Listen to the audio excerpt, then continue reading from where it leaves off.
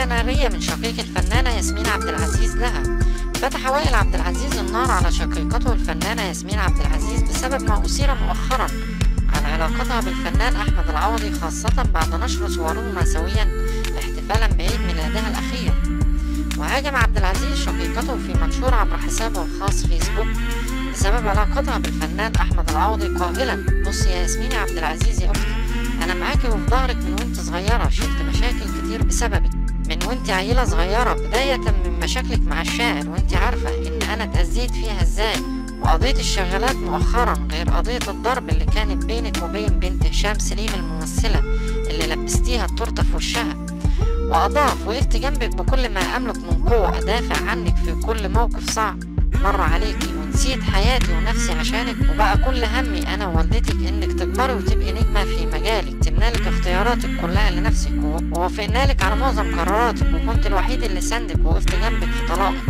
لكن هنهرتل وتروحي تعرفي واحد أصغر منك ب10 سنين وتتصوري صور ملهاش أي لازمة على حساب سمعتك وسمعتنا؟ لأ، ومحدش هيسمح. من امتى واحنا بنعمل أعياد ميلاد وننزل على السوشيال ميديا؟ من امتى الناس بتجيب في سيرتنا ونقعد نتعاكس على السوشيال ميديا؟ ومع ذلك دي حياتك كنت حرة فيها. وأوضح شقيق الفنانة: أنا هتكلم على الشق اللي يخصني، انت مقاطعة كل العيلة عشان تعملي اللي على مزاجك.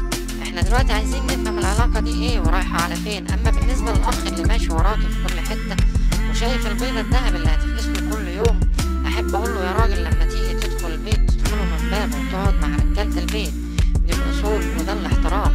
واختتم: طبعا لأنك عارف إنك مرفوض رفضا باتا، فعمرك ما هتعمل ده، وما عندكش غير طريق الشمال اللي انت سالكه من سنين مع بنات الناس. أنا من رأيي كفاية عليك البطولة اللي أخدتها والعربية المرسيدس الهدية، وتركز في شغلك وتسيبنا في حالنا، لأن طول عمرنا في حالنا ومحدش سامع عننا حاجة، وملوش لازمة جو الصور والمعاكسات ده، وأنا ما بخافش من تهديد حد. وردت الفنانة ياسمين عبد العزيز على منشور شقيقها بنشر صورة لها مع العوضي عبر صفحتها الرسمية على موقع تبادل الصور والفيديوهات انستجرام، وكتبت في تعليقها عليها: بحبك يا أحمد. ويرد هو بدوره بصورة أخرى على الانستجرام: بحبك يا ياسمين.